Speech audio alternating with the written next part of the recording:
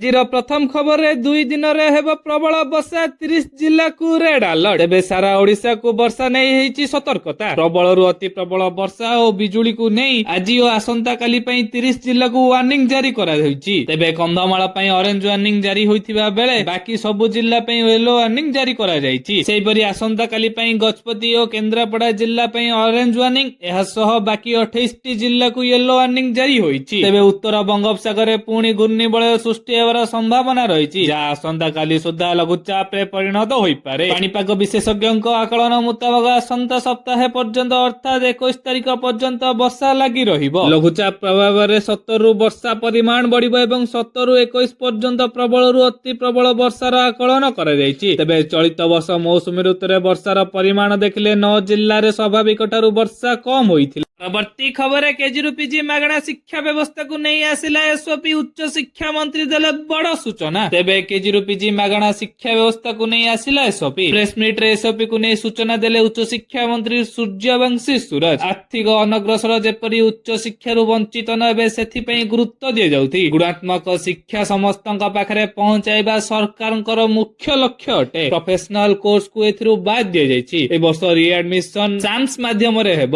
ଯେଉଁ ପିଲା ଆଡମିସନ ବେଳେ ଟଙ୍କା ଦେଇଛନ୍ତି ସେମାନେ ଫେରସ୍ତ ପାଇବେ। କୌଣସି ଶିକ୍ଷାନୁଷ୍ଠାନ ମନ ଇଚ୍ଛା ଫି ବୃଦ୍ଧି କରିପାରିବେ ନାହିଁ। ପରବର୍ତ୍ତୀ ଖବରରେ 15 ଜୁଲାଇରୁ ବରିଷ୍ଠ ନାଗରିକ ତୀର୍ଥଯାତ୍ରା ଯୋଜନାର ଆବେଦନ ଅଗଷ୍ଟ 14ରେ ଶେଷ ତାରିଖ। ତେବେ 2026-27 ଆର୍ଥିକ ବର୍ଷ ପାଇଁ ବରିଷ୍ଠ ନାଗରିକ ତୀର୍ଥଯାତ୍ରା ଯୋଜନାର ଆବେଦନ ତାରିଖ ଘୋଷଣା ହୋଇଛି। ଏଥିପାଇଁ ଆବେଦନ ପ୍ରକ୍ରିୟା ଆସନ୍ତା 15 ଜୁଲାଇରୁ ଆରମ୍ଭ ହୋଇ 14 ଅଗଷ୍ଟ ପର୍ଯ୍ୟନ୍ତ ଜାରି ରହିବ। ବରିଷ୍ଠ ନାଗରିକଙ୍କ ଆଧ୍ୟାତ୍ମିକ ଆକାଂକ୍ଷା ଓ ତୀର୍ଥଯାତ୍ରାର ଅଭିଳାଷକୁ ପୂରଣ କରିବା ଲକ୍ଷ୍ୟରେ ସରକାର ଏହି ପଦକ୍ଷେପ ନେଇଛନ୍ତି। ଓଡ଼ିଶା ଟୁରିଜମ ଏବଂ ଆଇଆରସିଟିସିର ସହଯୋଗରେ ଚଳିତ ବର୍ଷ ବରିଷ୍ଠ ନାଗରିକ ମାନଙ୍କୁ ବାରାଣସୀ, ଅଯୋଧ୍ୟା, ରାମେଶ୍ୱରମ, ମଦୁରାଇ ଏବଂ ହରିଦ୍ୱାର, ଋଷିକେଶ ଭଳି ପବିତ୍ର ତୀର୍ଥସ୍ଥଳୀ ଭ୍ରମଣର ସୁଯୋଗ ପ୍ରଦାନ କରାଯିବ। ଯାତ୍ରା ସମୟରେ ପରିବହନ, ରହଣି, ଖାଦ୍ୟପେୟ, ଯାତ୍ରୀ ବୀମା ଓ ଚିକିତ୍ସା ଆଦିର ବ୍ୟବସ୍ଥା ମଧ୍ୟ ରହିଛି। ପରବର୍ତ୍ତୀ ଖବରରେ ଗତକାଲିଠୁ ଦିଲ୍ଲୀ ଗସ୍ତରେ ଯାଇଛନ୍ତି ନବୀନ। ତେବେ ବିଜେଡି ସଭାପତି ତଥା ବିରୋଧୀ ଦଳର ନେତା ନବୀନ ପଟ୍ଟନାୟକ ଦିଲ୍ଲୀ ଗସ୍ତରେ ଅଛନ୍ତି। ଦିଲ୍ଲୀ ଗସ୍ତ କାଳରେ ସେ କେତେକ ରାଜନୈତିକ ନେତୃତ୍ୱ ବନ୍ଧୁଙ୍କୁ ଭେଟିବାର କାର୍ଯ୍ୟକ୍ରମ ରହିଛି।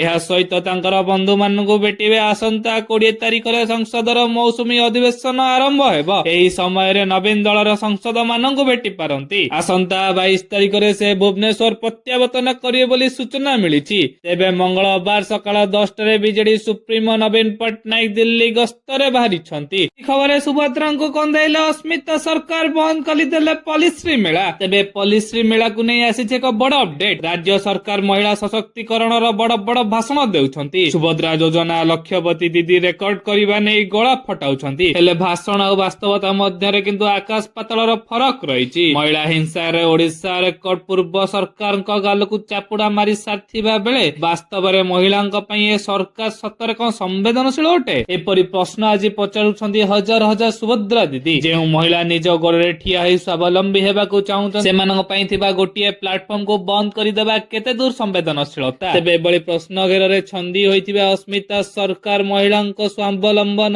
ରାସ୍ତା ବନ୍ଦ କରି ସୁଭଦ୍ରାଙ୍କ ଆଖିରେ ଲୁହ ଦେଉଛନ୍ତି। ଏ ବର୍ଷ ରଥଯାତ୍ରାର ଅନ୍ୟତମ ଆକର୍ଷଣ ପଲ୍ଲୀଶ୍ରୀ ମେଳାକୁ ବନ୍ଦ କରି ମହିଳାଙ୍କୁ ଏକ ପ୍ରକାର ତାତ୍ସଲ୍ୟ କରିଛନ୍ତି ସରକାର। ପରବର୍ତ୍ତୀ ଖବରରେ କେନ୍ଦୁପତ୍ର ତୋଳାଳିଙ୍କ ପାଇଁ ବଡ ଉପହାର, ବୋନସ ବୃଦ୍ଧି ସହ ଦର ବଢାଇଲେ ମୁଖ୍ୟମନ୍ତ୍ରୀ। ତେବେ କେନ୍ଦୁପତ୍ର ତୋଳାଳି ବନ୍ଧାଳିଙ୍କ କଲ୍ୟାଣ ପାଇଁ ବଡ ନିଷ୍ପତ୍ତି ନିଆଯାଇଛି। ମୁଖ୍ୟମନ୍ତ୍ରୀ ମୋହନ ଚରଣ ମାଝୀ ରାଜ୍ୟର ଲକ୍ଷ ଲକ୍ଷ କେନ୍ଦୁପତ୍ର ତୋଳାଳି, ବନ୍ଧାଳି ଓ ସିଜନାଲ ଷ୍ଟାଫଙ୍କ କଲ୍ୟାଣ ପାଇଁ ସେମାନଙ୍କ ବୋନସ ଓ ପ୍ରୋତ୍ସାହନ ରାଶି ପ୍ରଦାନକୁ ଅନୁମୋଦନ କରିଛନ୍ତି। ଏହା ସହିତ କେରି ଓ ଫାଳର ମୂଲ୍ୟ ମଧ୍ୟ ବୃଦ୍ଧି କରାଯାଇଛି। କେନ୍ଦୁପତ୍ର ମୂଲ୍ୟରେ କେରି ପିଛା 10 ପଇସା ବୃଦ୍ଧି, ଫାଳ ପିଛା 20 ପଇସା ବୃଦ୍ଧି ଘୋଷଣା କରିଛନ୍ତି ମୁଖ୍ୟମନ୍ତ୍ରୀ ମୋହନ ମାଝୀ। ଏହା ଛଡା ତୋଳାଳିଙ୍କ ପାଇଁ 25% ବୋନସ, ବନ୍ଧାଳି ଓ ସିଜନାଲ ଷ୍ଟାଫଙ୍କ ପାଇଁ 5% ପ୍ରୋତ୍ସାହନ ରାଶି ଦେବାକୁ ମୁଖ୍ୟମନ୍ତ୍ରୀଙ୍କ ନିର୍ଦ୍ଦେଶ ରହିଛି। ଏଥିପାଇଁ 74,78,00,000 ଟଙ୍କାର ଖର୍ଚ୍ଚ ବହନ କରିବେ ରାଜ୍ୟ ସରକାର। ପ୍ରତି ଖବରରେ ଗତକାଲି ନବଯୌବନ ବେଶରେ ଦେଖାଦେଲେ କାଳିଆ ସାଆନ୍ତ। ମାତ୍ର 2-3 ଘଣ୍ଟା ପର୍ଯ୍ୟନ୍ତ ମିଳିଲା ଦର୍ଶନ।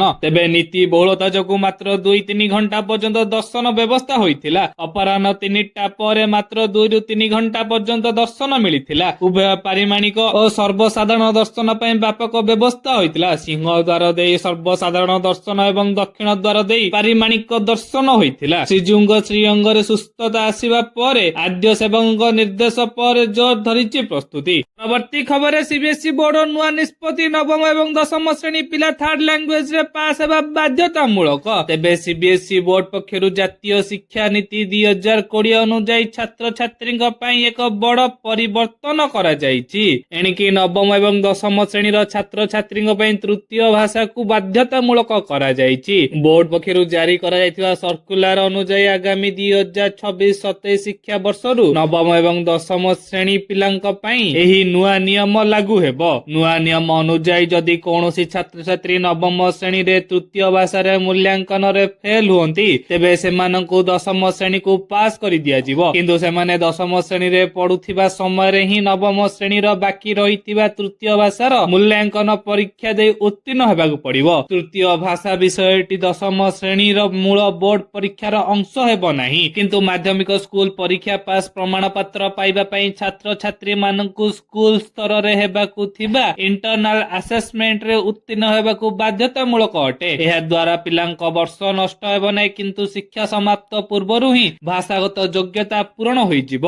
ପରବର୍ତ୍ତୀ ଖବରରେ ଆମେରିକା ହରମୁଜ ଜଳପଥ ଦେଇ ଯାଉଥିବା ଜାହାଜ ଉପରେ 20% ଟ୍ୟାକ୍ସ ଲାଗୁ ଘୋଷଣା କରିଛି। ଇରାନ କହିଲା ଟ୍ରମ୍ପ ସମ୍ପୂର୍ଣ୍ଣ ସଠିକ କହୁଛନ୍ତି। ତେବେ ରାଷ୍ଟ୍ରପତି ଡୋନାଲ୍ଡ ଟ୍ରମ୍ପ ହରମୁଜ ଜଳପଥ ଦେଇ ଯାଉଥିବା ବାଣିଜ୍ୟିକ ଜାହାଜ ଉପରେ 20% ଟୋଲ ଟ୍ୟାକ୍ସ ବସାଇବାକୁ ଘୋଷଣା କରିଛନ୍ତି, ଯାହା ଉପରେ ଇରାନର ପ୍ରତିକ୍ରିୟା ମଧ୍ୟ ସାମ୍ନାକୁ ଆସିଛି। ଇରାନର ବୈଦେଶିକ ମନ୍ତ୍ରୀ ଏହା ଉପରେ ପ୍ରତିକ୍ରିୟା ରଖି କହିଛନ୍ତି ଯେ ଏହା ବହୁତ ଅଧିକ। ସେ କହିଛନ୍ତି ଆମେ ନିରପେକ୍ଷ ରହିବୁ। ଇରାନ ଏହି ଘୋଷଣାକୁ କଡା ଭାବରେ ବିରୋଧ କରିଛି। ଅରାଘାଚି କହିଛନ୍ତି ଯେ ଏହି ସମୁଦ୍ର ପଥର ପ୍ରକୃତ ସୁରକ୍ଷା ଆମେରିକା ନୁହଁ ବରଂ ଇରାନ ଅଟେ। ଆମେରିକା ରାଷ୍ଟ୍ରପତି ସମ୍ପୂର୍ଣ୍ଣ ଠିକ କହୁଛନ୍ତି ଯେ ହରମୁଜ ଜଳପଥ ବାଣିଜ୍ୟିକ ଜାହାଜ ଗୁଡିକ ସୁରକ୍ଷିତ ରାସ୍ତା ଦିଏ। ତାକୁ ଏହି ସେବା ପାଇଁ ଫିସ୍ ମିଳିବା ଉଚିତ। ଇରାନ ସର୍ବଦା ହରମୁଜ ଜଳପଥର ସୁରକ୍ଷା କର୍ମୀ ରହି ଆସିଛି ଏବଂ ସର୍ବଦା ରହିବ। ତେବେ ଅରାଘଚି ଟ୍ରମ୍ପଙ୍କ 20% ଟୋଲ ଟ୍ୟାକ୍ସକୁ ସମାଲୋଚନା କରି କହିଛନ୍ତି 20% ନିଶ୍ଚିତ ଭାବରେ ବହୁତ ଅଧିକ। ଆମେ ଏହି ମାମଲାରେ ନିରପେକ୍ଷ ରହିବୁ। ପରବର୍ତ୍ତୀ ଖବରରେ ବିଶ୍ୱ ପ୍ରସିଦ୍ଧ ରଥଯାତ୍ରା ପୂର୍ବରୁ ପ୍ରଶାସନିକ